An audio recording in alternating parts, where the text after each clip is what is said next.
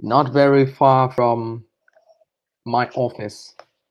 I would say 20 minutes to to 25 minutes. Okay. Yeah. So today's topic, but before we get to today's topic, I would like to, it's always a pleasure, with you, George, but let us try to, hear from the other student how the weekends went as well, and Okay. Yeah. come back. Okay, so, hello, Anna. Anna, if you can hear me, just come online, or you can just say, or you can answer if you can. Hello. Yes. Hello, Anna. How are you? I'm okay. You? I'm fine, thank you. How was your weekend? It was very good. It was hot weekend. I like hot weather. I can't hear you properly. Huh? I can't. I can't hear you. Really? And now? It's better. Better? Yes, it is. Okay. But I can't see you as well.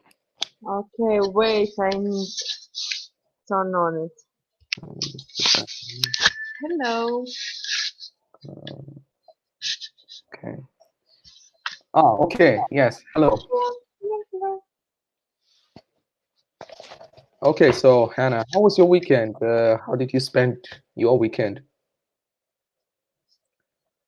As usually, do something or do somehow did some housework, maybe study something, bought grocery, everything as usual, nothing special.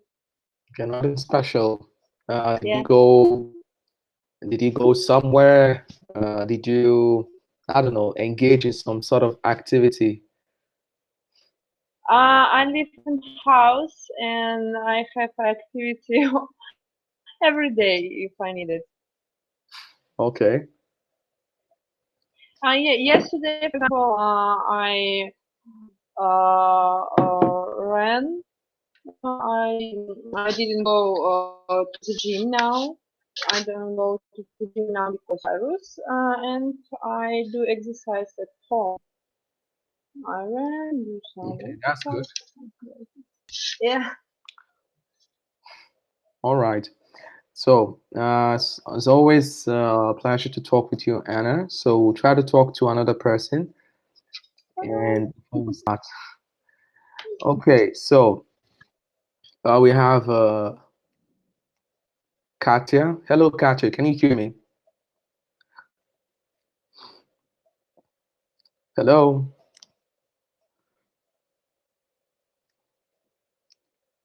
Okay, Alicia, can you hear me? Hello.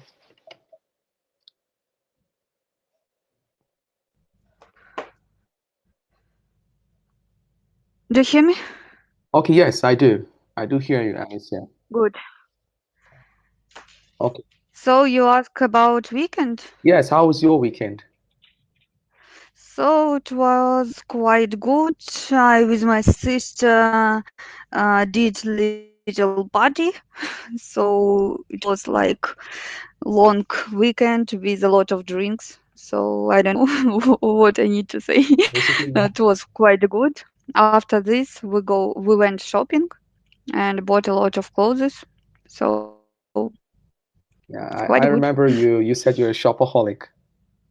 Yeah. Okay. After our discussion, I decided that I need to buy something new because I'm sitting at home and it is a little bit boring and I need to go for a walk and just to try to find something new for me. So was quite good. Yep.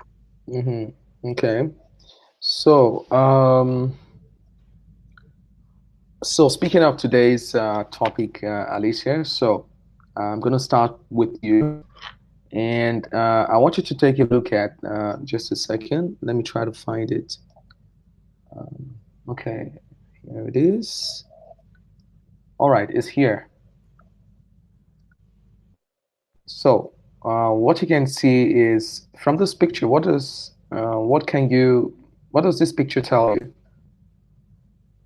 Is it New York? Looks like. It's like New York. No, it's not New York. This is a different city.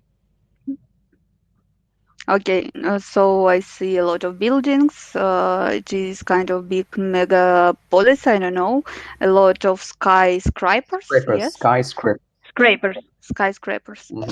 Hmm. So good plan to join this city and to walk around and to see beautiful lights. And in the evening, it is like more fascinating than I think, in the light, because there are a lot of different kind of shoppings, lights, billboards, and etc.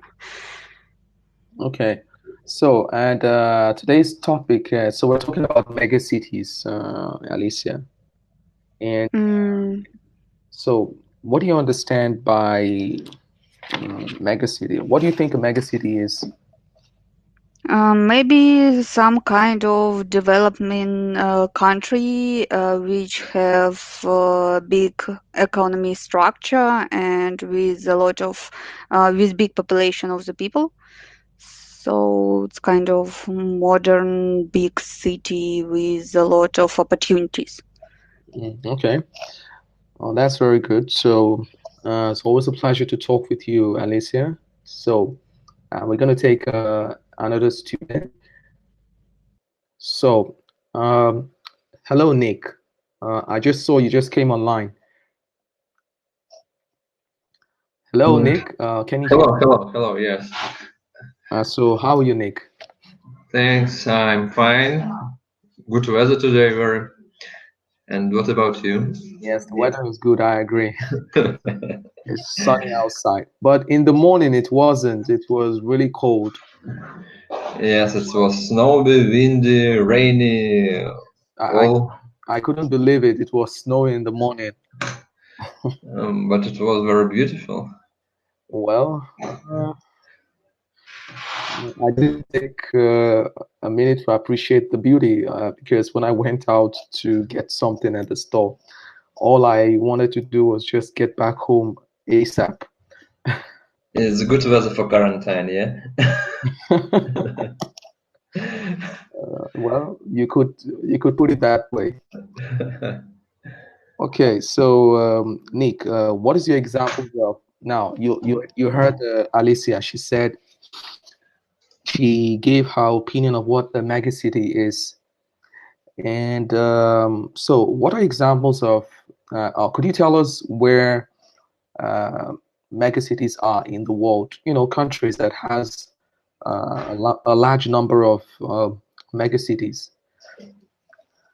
A large number of megacities. I think the best example is China. A lot of megacities there, and a lot of people. And city with 2 billion people is a small city for China. So could you tell me the names of some megacities in China? Since you said they have, that's true. You Oh, mentioned in China, Chinese cities. I don't know. Beijing maybe. Beijing, yes. Uh, I really don't know. There are a lot of cities in China with a lot of with large uh, population. And Wuhan, I don't know what's English will be. Wuhan, it's too about 10 or 15 billion people. I don't remember exactly.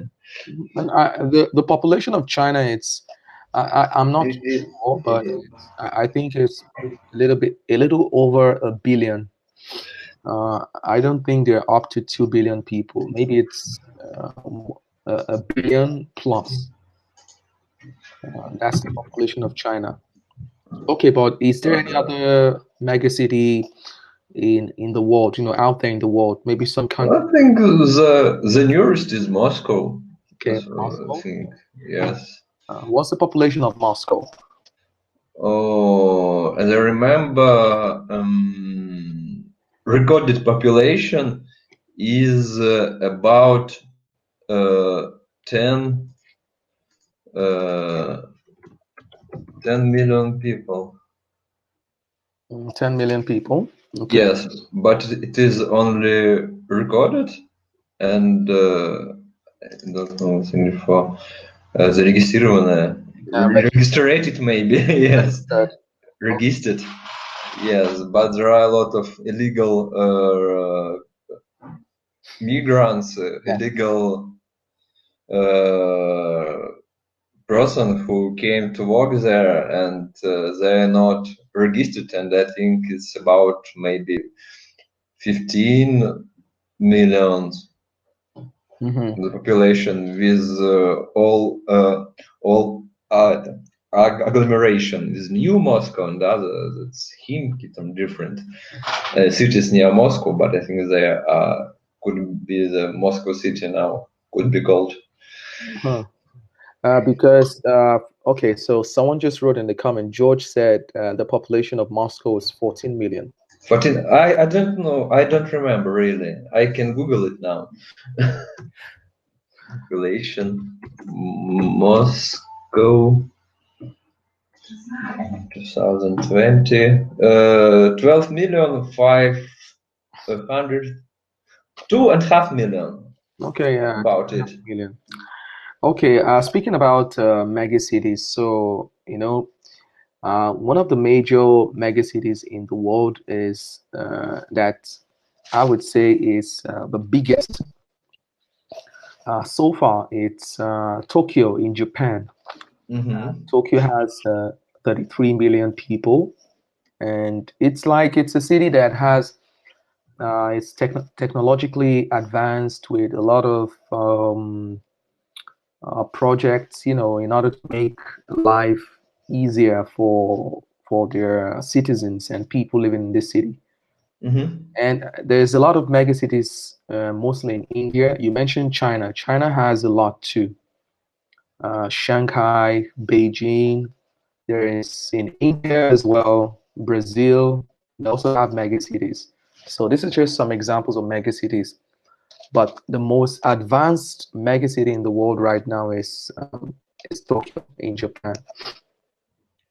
Very interesting information. Yes, it is.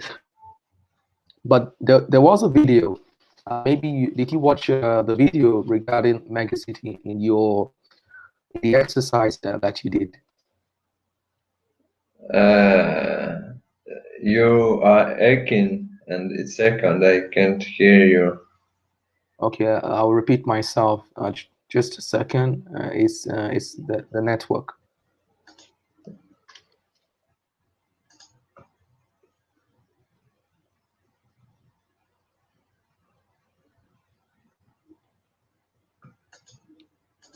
I don't hear anything. Okay, so what I'm saying is, so can you hear me now? Yes, very good. So what I said is, in Japan, Tokyo is the most technologically advanced megacity in the world, and so it's amazing. But there is a video on your student portal. I think it had something to do with your exercise. I don't know if you watched the video, but there was a video talking about megacities. I see that video, but I didn't watch it. Sorry. Wow. It's quite an interesting video. You should watch it. Of course, but it will be in turn. I don't know. It will be in future. I'm going lesson by lesson, and now I'm only on the second or on the seventh, and it is Okay. that or the 15. It's too far for it. I understand. Okay. So, Nick, so it's we're going to I'm going to talk with another student, and still on the topic of megacities. So, it's always a pleasure to talk with you. Me too. Thanks. Yeah. So, I'm going to talk to just a second. Um, We have Daniel. Hello, Daniel. Can you hear me? Hello? Hello? Just a second. So maybe it's the. Okay, so um, hello, George. If you're there, just come online. Yeah, hello. Hello, George.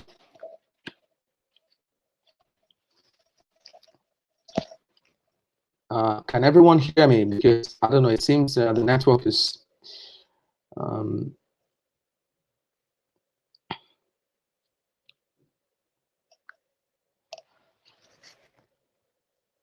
okay, so George, and if you can hear me, just come online.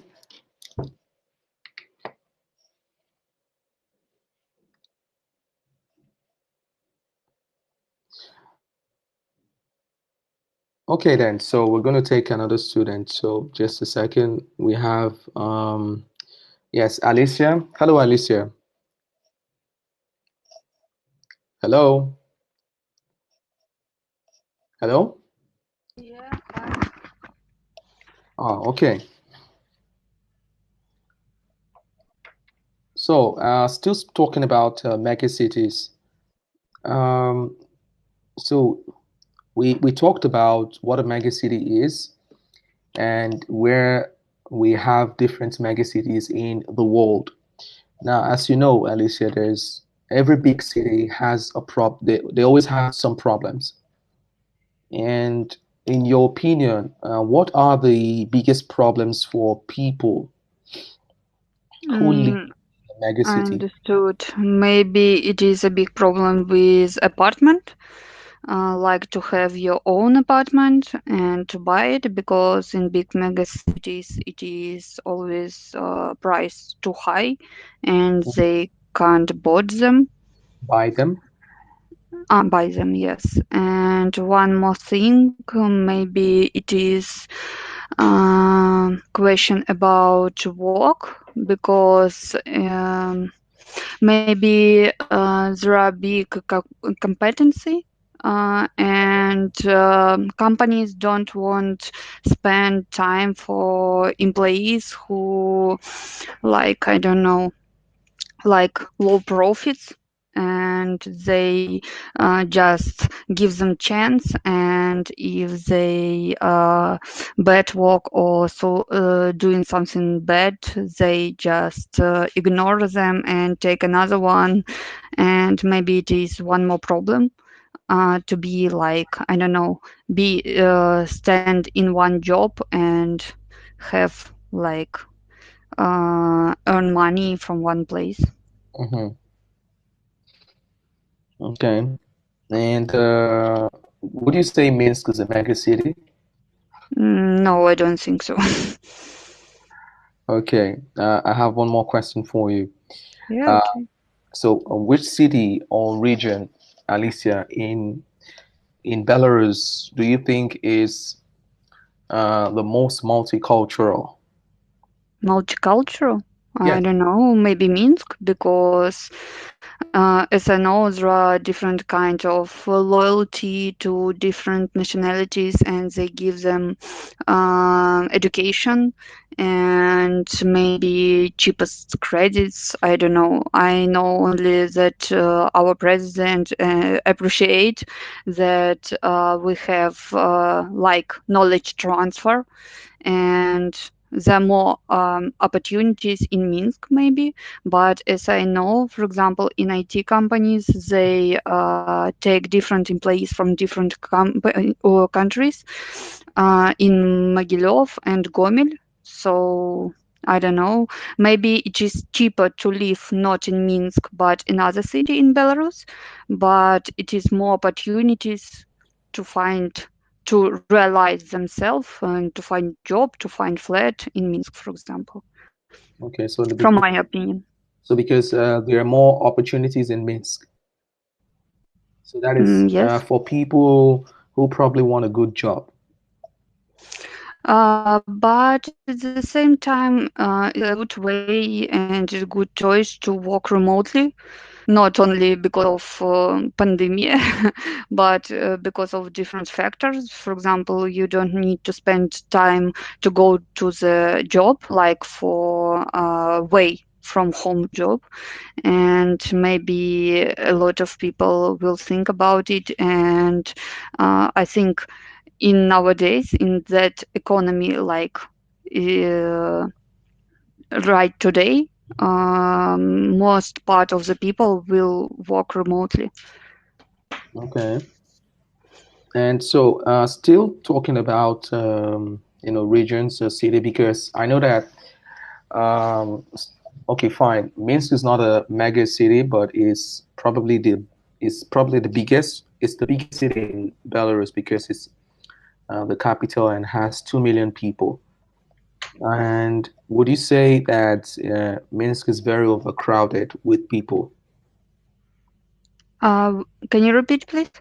Is there's a lot of cities they have this problem when the city becomes overcrowded, meaning too many people. Okay. So do you think um, that Minsk has this problem? No, we have another problem that our rent is too expensive. Hmm. Not like, for example, in Moscow, but always. I said in the connection with salaries or payroll. So rent is expensive and cost of apartment is expensive too. And now there are big of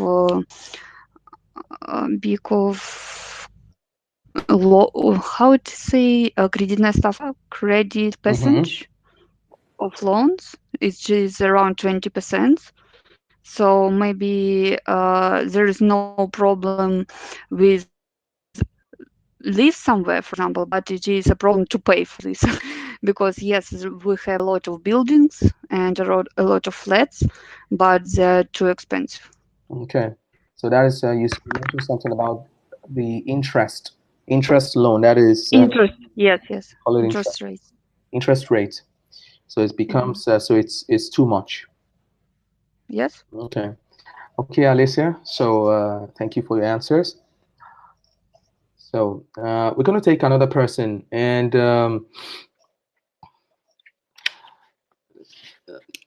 hello. So just a second. Let's take a look at Antonina. Hello, Antonina. If you can hear me, just say something. Hello, Antonina.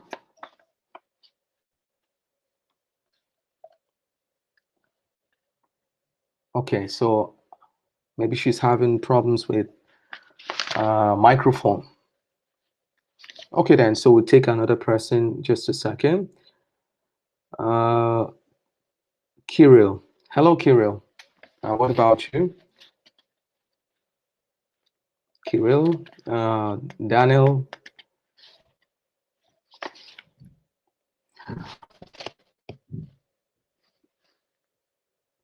Okay, so she says her mic is not working. All right, so Dimitri. Hello, Dimitri. Hello. Hello, Dimitri. Can you hear me? Yeah, I hear you. Okay, yes. How are you? Yeah, thanks. Fine. Not bad, not bad. Yeah. Okay, so we were talking about megacities now, but still Yeah. relating to, cities and conditions of living, because it's always one of the problems. There's always a lot of problems involved when people are living in towns and cities. Do you think is there any town in maybe in Belarus that you think has a serious pollution problem? Yeah, I think Minsk has solution problem because of the transport, a lot of transport in the Minsk, and especially in the summer, where is the hot weather and there is no wind, could be smoke in Okay. Minsk. Yeah. Yeah. Also, there is some industrial plants in some cities in Minsk. Also, for example, in Mozy, in Grodno. Yeah. Mhm. Chemical plants, and because of these plants, also there is ecological problem. Mhm. And We, we have very dirty river Swiss in Minsk, yeah, because a lot of factories, yeah, and they use water from the Swiss and then pollute this water, yeah. mhm.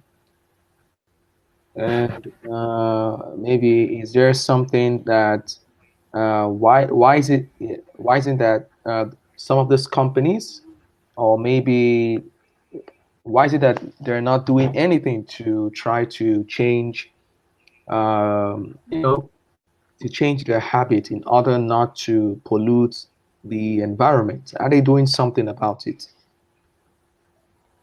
Yeah, I think they do something, but the reason is this all issues need a lot of money, yeah, to, for example, build some environments for cleaning water, some environments to clean air, yeah, and for this reason, uh, some factories don't like to do it, yeah, but there is ecological inspection that control, yeah, nevertheless control, and I think it should be done on the level of government, yeah, when the main problem is the problem with the money, yeah, Mhm. and especially the people like to live good, but they don't think about the future. Yeah? That Mhm. in the future we will live in this environment. Yeah. Okay.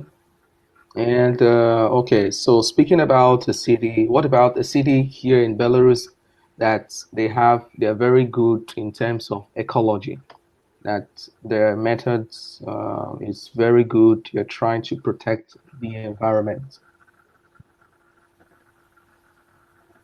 Uh, yes, I try to protect, but not in all reason. Yeah, and in there is still some problem. Yeah, Mm-hmm. with ecology, and I think yeah, for example, we have less pollution than in another industrial countries because we have a lot of forests.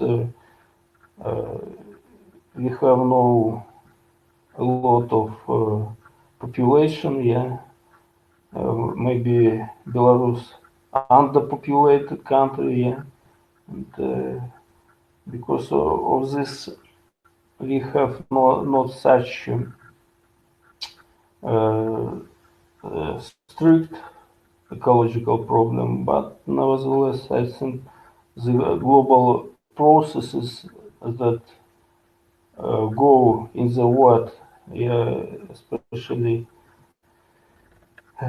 coincided with the climate changes, yeah, they also take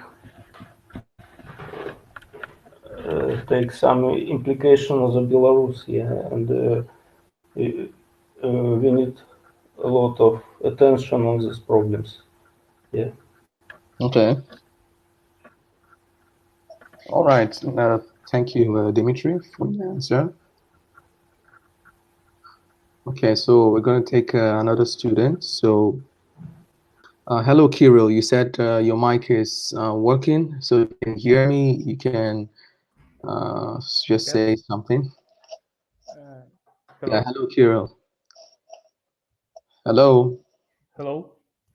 Yes, so how are you? I'm fine. Okay, so what do you think are the main advantages of living in a big city? I think that the main advantage is that everything is close to you and you can get to any point of the city mm, by different ways, like buses or Okay, underground. and underground. Uh, And what's the biggest city you've ever been to? Only Minsk. Okay, have you do you travel abroad Yes, I was in Poland, in Krakow, in for Krakow? So example. uh, that is in terms of cities you visited abroad, which was the biggest you've ever been to? I think that it is Minsk, but abroad, I can't say that I will say the truth. Um, that Krakow is the biggest one. Okay, Krakow is the biggest one. I don't think so, but it there was very beautiful. Okay. What was special about this city? There is a big castle, and it was the main point of education uh, in Europe for during some time, and people from Russia, Belarus went to Krakow to get education. Hmm. So there's a lot of foreigners in these cities. Yes. Okay. And if you had a choice now, because you remember we talked about megacities, and the biggest in the world in terms of economy, in terms of population, is Japan. If you have an opportunity to go to Japan, maybe for studies or for as a tourist, would you take this opportunity? Yes, of course. The first reason that I wasn't abroad much, and the second is about technical development, and it is a really beautiful and picturesque place. Mm-hmm. So I'd like to see sakura in Sakura. spring. Yes. It Okay. at very yes. This country has a big cultural наследие. Yes. Yeah. You wanted to say something?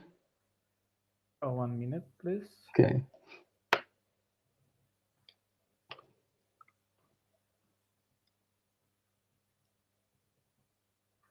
This country has a really nice and big cultural heritage. Mm-hmm. So it is one of the biggest reasons to visit it. Okay. Yes.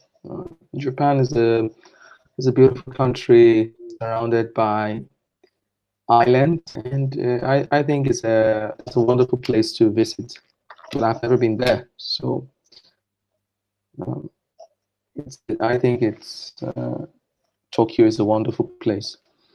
Okay, so Kirill, before you go, and there's what we call like a famous statement. It was made by uh, a famous writer, or should I say a poet. So I want you to pay attention, and this is for everyone also who is listening. The statement goes, it says, great cities like cats reveal themselves at night. You know the meaning of reveal? Reveal means show. So it says great cities like cats. Yes, open. Okay, you could say open or show. Great cities like cats reveal themselves at night. Do you agree, Kirill, with this statement? I didn't understand it. Okay, Maybe. for example, when you go to some cities, yes, you can appreciate the beauty in the daytime. But haven't you heard about um, cities? They come alive during the night. The nightlife in a city. It shows you're able to appreciate the beauty of a city at night. Because of all the lights that come on. I saw different pictures of their lights at night um, that hold candles, Okay. and I'd like to see a street filled with these lights, and I think it is very beautiful. I agree too. Also. Okay, Kirill, it was a pleasure talking with you. So um, we're going to talk to another person, still on the issue of mega cities. Now, um, so we're going to go to just a second. We have okay, Katya. Okay, Katya is not working. So hello, Irina. If you can hear me, just come online. Hello.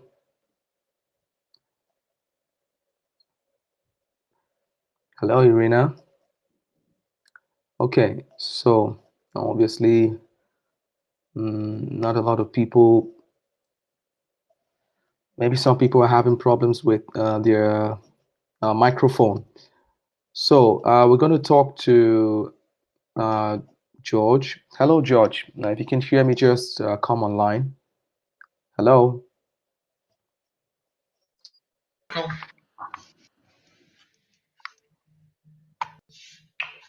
Hello. Yeah, hello again. So,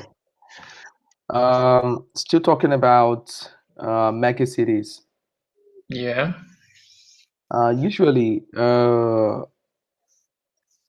when you travel to another country or city, do you like traveling? Do you like visiting other countries? Yes, of course I like. Okay. How many countries in total have you visited? Mm, How many? Yes, how many?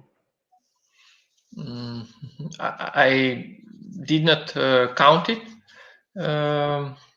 Approximately maybe 10 countries.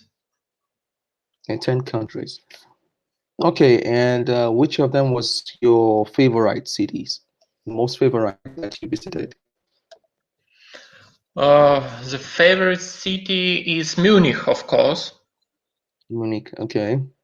I visited a lot of times this city because we have headquarter of our business in this city, and I have negotiations with our partners in Munich. Yeah. Mm-hmm. Okay, and okay, so do you normally try to find out about a country or a city before you go? You try to do some research to find some information. Mm. Of course, I research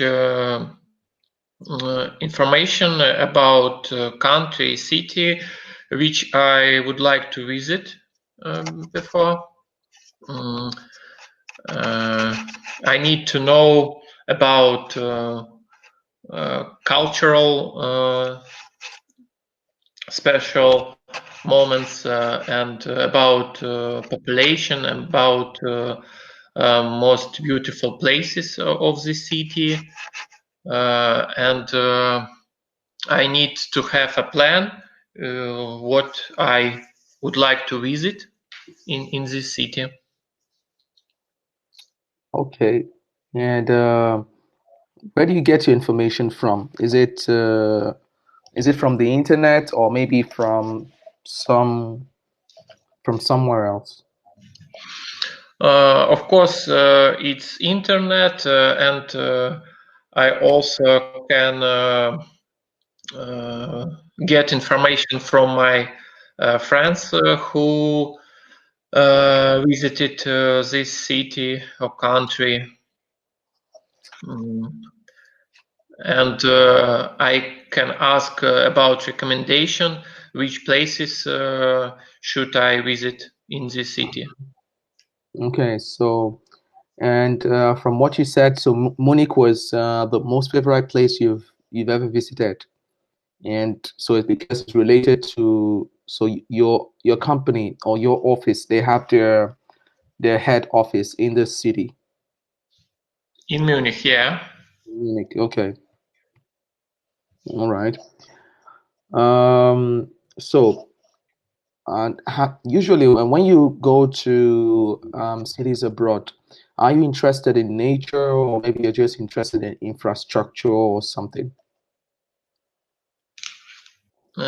About information. No, I mean, when you go abroad, Yeah. when you're going, when you go as a tourist, what are you most interested in? Is it infrastructure? Is it nature, or what exactly do you look for on your journey when you go abroad? Mhm. I think the most popular places of the city we should visit, and of course this information we can research in the internet, and maybe uh, to have a top places of this city when we must visit. Um and if I have not a lot of time for preparing this information before, I Hmm. can ask about it in native people who live in this city, for example, in the hotel or in some restaurants. Okay, so was George, would you say Munich was also the biggest city you've visited abroad? The most biggest. Yes, the biggest city. Which was the biggest of all the cities you visited abroad? Mhm. I think Moscow is the biggest city which I visited before. And so, what's in comparison between Moscow and Munich? What's the difference between these two cities? Because they're in two different countries. Minsk and Moscow No, compare. no, I mean, Munich and Moscow. Munich and Moscow.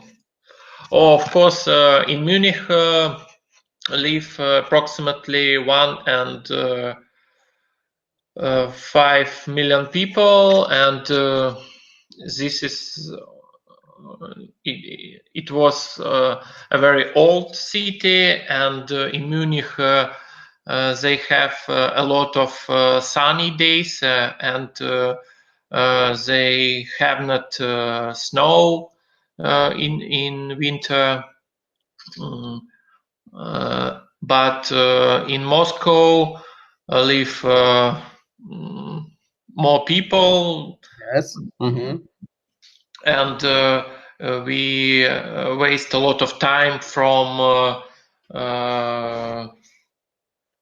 to come to another part of the city, for example, and um, mm, this is the most differences between this city. Yeah. Mm-hmm. Okay. All right, George, as always. So it's a pleasure. And So we're going to talk to another student, and yes. So let's see. Hello, Anna. Hello, Anna. Hello. Yes, hello. Hello. I'm here. Okay. So, okay, speaking of, still talking about cities. And Mm-hmm. so, I believe you like traveling. Yes, you do like traveling Mm, abroad. of Not now. course. I mean, previously, before, the whole, um, before everything started. So, which city was the biggest you've ever visited? I never thought about it, but maybe Barcelona or Rome. I don't know. One of the city. Okay, and what was interesting about this city? Would you say Barcelona is a mega city? Hmm? Is, in your opinion, is Barcelona a mega city? Maybe, but but I stayed in Barcelona only one day, and I can't say more details about the city, but I can say more details about Rome, for example. Okay, Rome. What was fascinating about Rome for you? Rome is such a historic city. There is many places which I advise you to see. And this, this in Rome is some special atmosphere. When you come, many tourists, everybody move, everybody uh, go somewhere, and many sightseeing, sightseeing, Sightseeing, many yes. sightseeing which you should see because you are in Rome.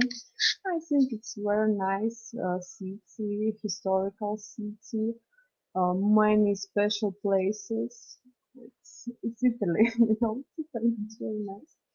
Okay. You've been to Moscow, have you? No, Have you? I never No. have been in Moscow. Never. Okay. Now you live in Minsk, so what's the difference between um, Rome and Minsk? Oh, it's huge difference. But when I speak about Rome, I speak about city center, about historical places because I don't know countryside. I can say nothing about countryside. But Minsk I know better. I can say every place is. And if I compare it, if I compare to the city, I can say that Rome is huge. Rome is more alive city because many people, many I don't know, cars, many Any everything. cars? Yes. Yeah, it's really huge. It's small. It's like huge. Okay, It's so more because quiet. Things is more quiet. It's just for likes, I think. okay, so in terms of in comparison between these two cities that that we just talked about, so the difference is that Minsk is smaller and Minsk is more quiet. Yes. Yeah. Okay. Um, but what do you think? Why did you go to Rome then initially? you said you visited Rome. Was it just to visit Rome as a tourist? Yes, of course, as tourist. Okay. Because I And like traveling, I like see new places, I like see something new, and I don't know who doesn't speak about Rome. Everybody speak about Rome. Rome, Rome, it's my life. Oh my God! Of course, I want it. okay. Everybody speak. I don't know. But my impression was that people prefer Paris. People prefer Paris to Rome. That is Paris in France. I never have been in Paris. I don't know, but I think it's good place too. I can Okay. compare it. All right, uh, Anna. And so another question was because we were talking about Tokyo. So you've never been to Asia before, yes? But No? I but I was going to go in Japan in March Japan. of yes, in March of 2020, but Oh, really? coronavirus. In which city exactly were you planning on visiting? Tokyo, and I was going to have cruise. Ah, Mhm, cruise line. mhm.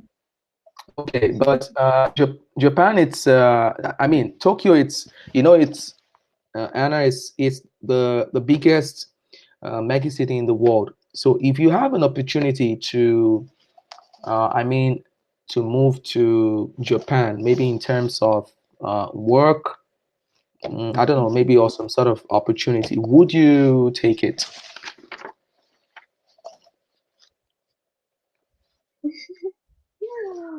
If I don't know, maybe I prefer go to Japan like tourist. Okay, as a tourist. Yeah, as tourist and feel this life and see everything. I wanted to see this time when it's blossom. How to say it? Sakura. Sakura time. Yeah, yeah. Okay. Yes, it's beautiful. I've Mm, I've watched it also on YouTube. It's amazing. yeah. Okay. So Anna, so thank you for your answers. So yeah, so what we're going to do, everybody, is uh, there's a video that we're going to watch, and it's on Megacities. And so I want you guys to stay relaxed, stay tuned, and we're going to watch it. And after the video, we're going to, talk a little bit about what we have watched. But first thing first, let's watch the video. It's on Megacities. And just a minute. Mm.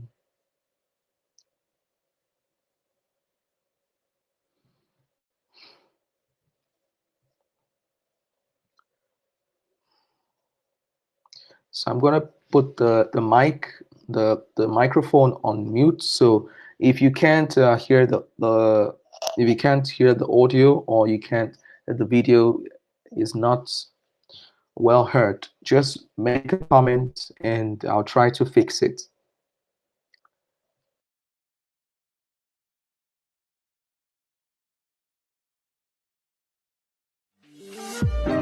The most successful metropolis in the history of the world has 39 million residents, 50% more people than any other urban area. It is the safest big city on the planet, and with a $2 trillion GDP, its economy is larger than all but 8 entire countries. This is Tokyo, Earth's model megacity. Our story begins 561 years ago, when a samurai warrior built a castle on the shore of a fishing village called Edo. Its rich soil was ideal for growing rice and attracted farmers from far and wide. In 1600, the great commander Tokugawa Ieyasu won the Battle of Sekigahara, a pivotal moment in history that secured Edo's status as the most important place in Japan. Unfortunately, the buildings of the expanding city were made of wood and paper, a dangerous combination to confront the warm winds of summer.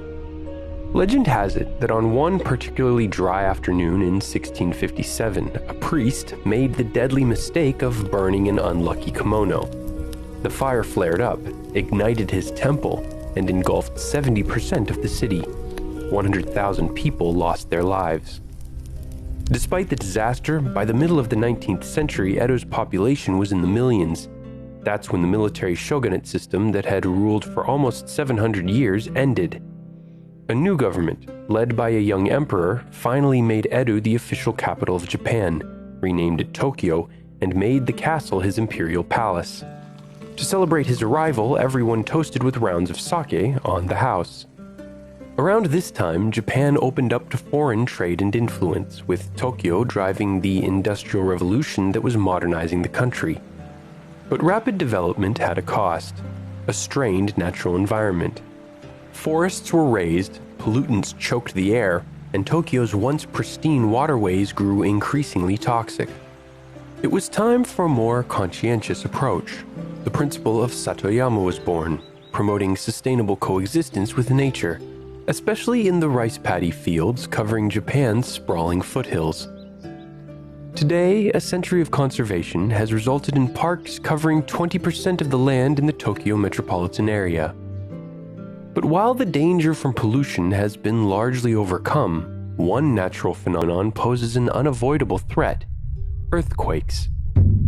In 1923, an 8.0 magnitude quake rocked Tokyo, devastating the geologically unstable eastern wards of the city. As firestorms engulfed whole neighborhoods, some took advantage of the chaos to target political enemies and minority groups, like Koreans. When the smoke finally cleared, 140,000 people had perished. Just 22 years later, in 1944, Tokyo was hit again. This time from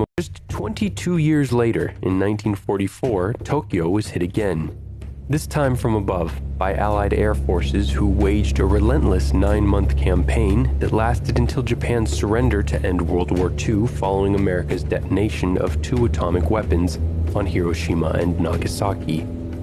On the worst night of the onslaught, 279 Boeing B-29 Superfortress heavy bombers dropped more than 1,600 tons of explosives on eastern Tokyo.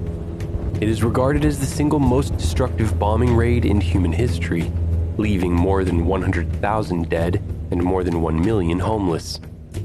It took generations for Tokyo to completely recover, but today, after more than 7 decades at peace, Tokyo is thriving. Its dense metropolitan area now stretches an incredible 32 uninterrupted kilometers, all the way to Japan's second largest city, Yokohama. While roads and highways are how many get around, the arteries that set Tokyo apart from other megacities are its extensive rail lines.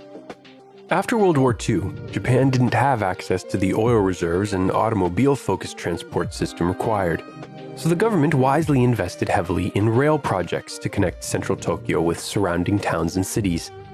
In October 1964, just in time for Tokyo to host the Summer Olympics, Japan debuted the world's first modern high-speed rail line to Osaka, the Tokaido Shinkansen, with trains reaching speeds of 256 kilometers per hour.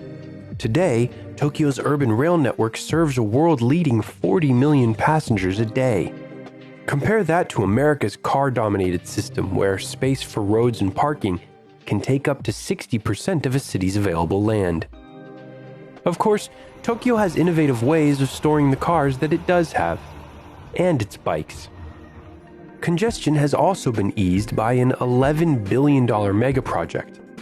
The Tokyo Bay Aqua Line is 1/3 bridge, 2/3 tunnel. It has turned what was a 90-minute drive through downtown and around the shore of the bay into a 15-minute sprint through it instead. The project took 30 years to design and complete because it has to withstand the ever-present danger of earthquakes. That's also why buildings in Tokyo cost an extra 50% to construct, and why they tend to be shorter than the skyscrapers in other economic capitals. 2 factors that drive up real estate prices and add to urban sprawl. From above, Tokyo seems like an unnavigable maze, but on the ground, life for many is lived locally within their own neighborhoods. Shops and businesses to obtain day-to-day essentials can usually be reached within a short walk, including many of the world's greatest sushi restaurants. Japan runs on seafood. Along Tokyo's harbor lies Tsukiji, the largest fish market on Earth. Every day, more than 50,000 people come to buy and sell 400 different types of seafood.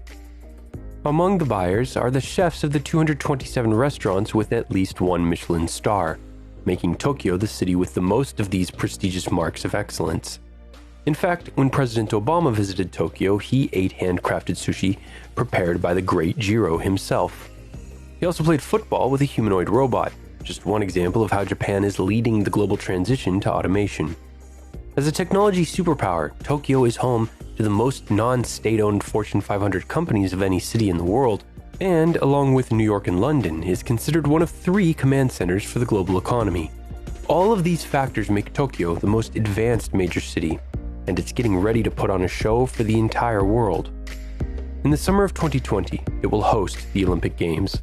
This is motivating Tokyo's metropolitan government to use its massive annual budget, which is larger than the country of Saudi Arabia, to fast-track its progress. Among the achievements that are already complete, or that officials are hoping to showcase to the world, include a program to have functioning robots installed throughout the city to assist people regardless of age, nationality, or disability. The 920,000 expected daily visitors during the Olympics could ask nearby robots to help with language translation, directions, or transportation. Robots are just one example of how hosting the Games could benefit Tokyo's citizens long after the closing ceremony.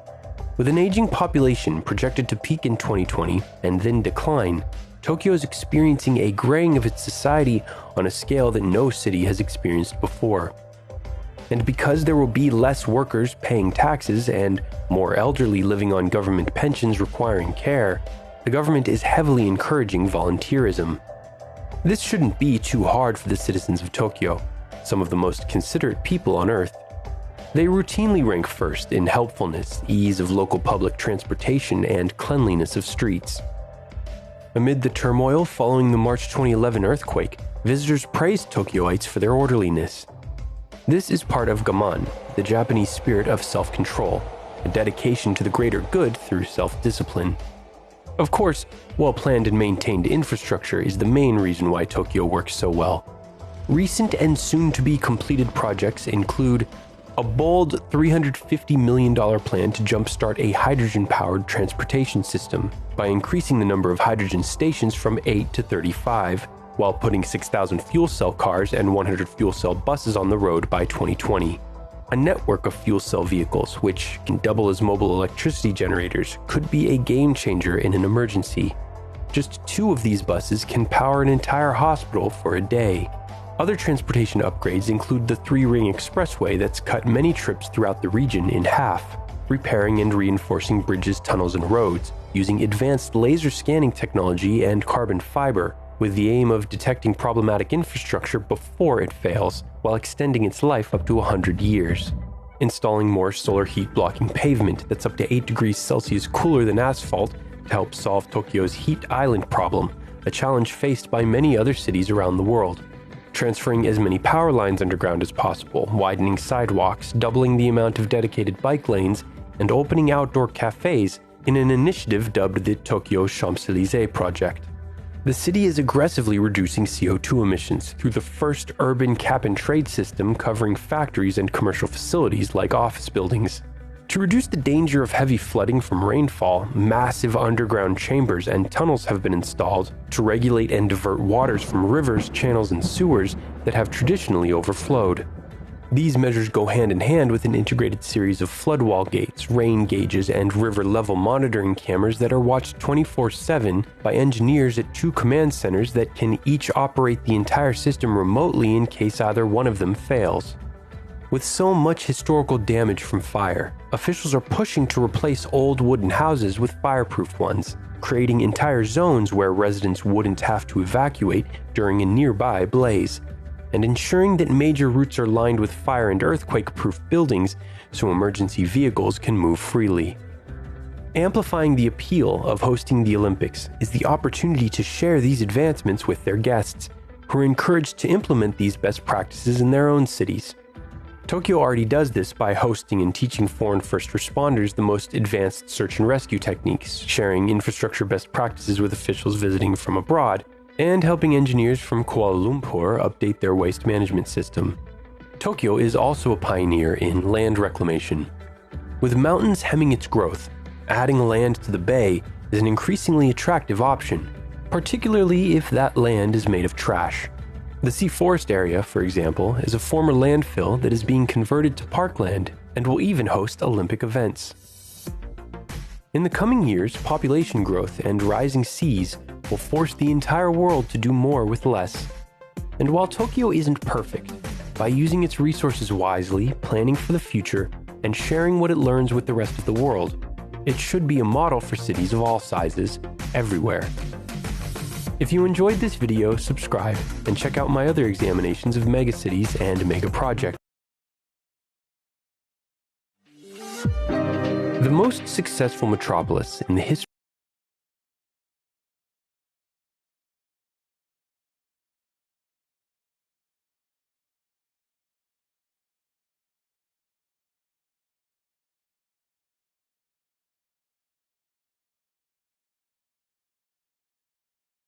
Oh, my mic was switched off.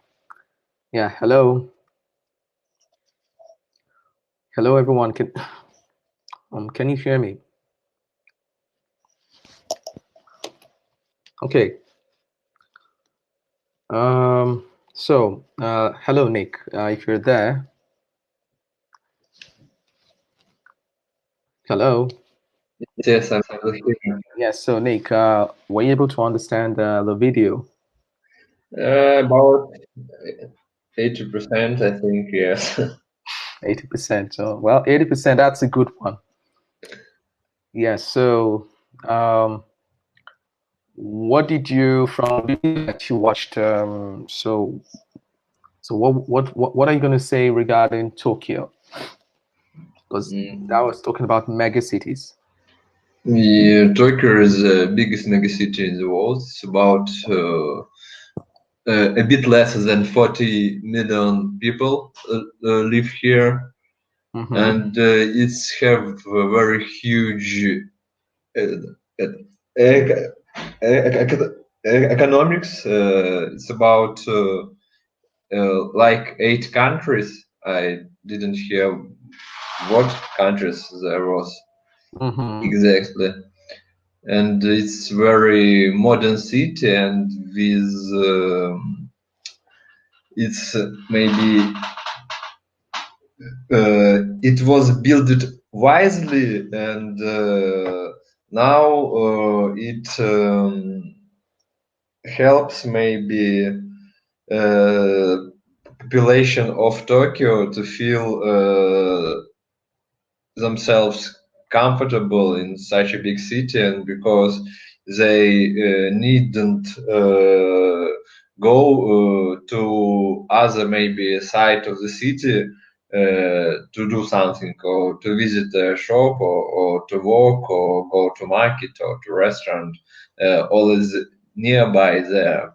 And also transport is it is very good transport system in Tokyo, including public transport and different maybe ways to make personal transport comfortable for other people. And also it was very good example about bicycle parkings, that they are maybe have a lot of levels, not like in Netherlands where bicycles maybe have a big park, and it big parking. Yes. So there's a parking space for bicycle, because in Tokyo, Nick, Uh-huh. essential. It's really important because space is very expensive in Japan.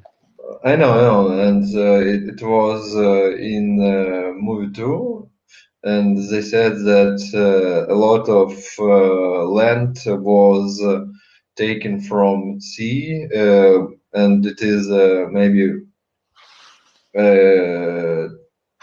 sort of wasteland. I can see that way. Hmm. Yes, and this land was built from waste. From waste. Yeah, that's very good. You know, what I find interesting is despite all the uh, all the casualties that they have suffered, from the Second World War, from, I mean, even so many unfortunate incident has happened in this city, Japan. So, Not like a place. uh, pardon? Not like a place. No, I mean, yeah, it's not a lucky place, I would say. So, because a lot of incident has happened there, but they still came out of it and they built it to, to a world-class standard that it's a technological hub. It's a city that is a megacity of all megacities, and it's like so futuristic. And I mean, look at the plans that they had for the Olympics and for the Olympic Games, but unfortunately, that was cancelled due to what is happening. So, one more question before you go, Nick. Which city was the biggest that you've ever visited? Mumbai, I think. Mumbai. How was Mumbai? Not so pleasant as Tokyo, I think. But it was really interesting, and of course it's a very big city with a lot of people, and there are a lot of homeless there.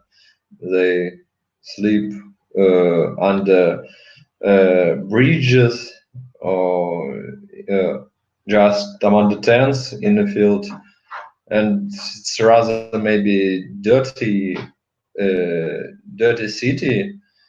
But for me, it was very interesting. It's different culture, and my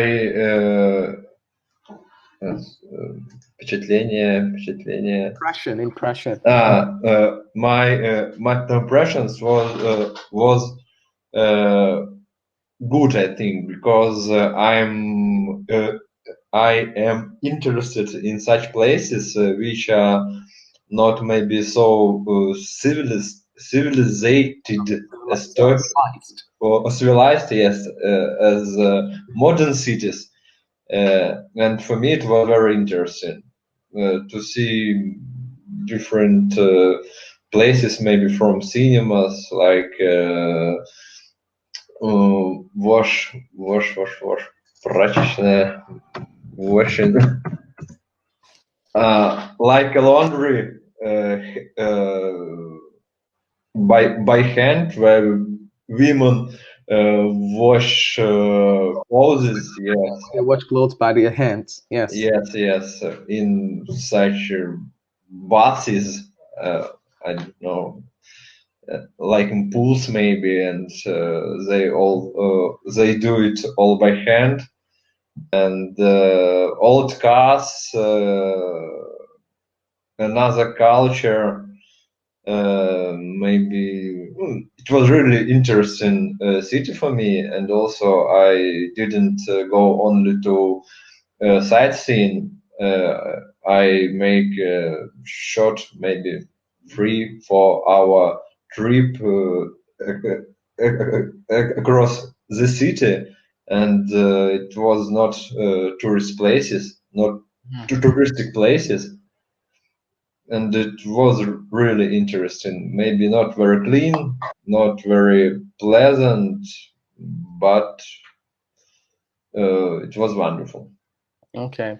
So, Nick, as always, it's a pleasure talk with you and for you to share your, your experience, and for each and everybody. It's a pleasure to see you all, talk with you again today. And so our lessons will will have to come to an end. And now we have a task, and the task is there is a task after this webinar, so you can go to your student portal and try to do the exercise. And for those of you who are not able to understand the video, so I'm going to post the link here. Now you can watch it on YouTube, and when you have the time, so I'll put it here, and you can click the link. So thank you all for, yes, Dimitri asked what exercise. There's an exercise on your student portal, Dimitri, and just the normal exercise after each lessons, lessons that we have. So if there's no questions, I don't have, the link is just as you sign into the webinar. So Dimitri, you can, I don't have access to your exercise. Only when you do the exercise, then I am able to check if your answers are right or wrong. So you can write the customer. We have a chat that can help you with this. So, but I'll still speak to them on your behalf to see if you can get the exercise. So, everyone, I wish you all a wonderful evening. Oh, yes, that's great, George. Thank you. So, everyone, have a wonderful evening and be safe. See you all on Thursday. So, bye and thank you all.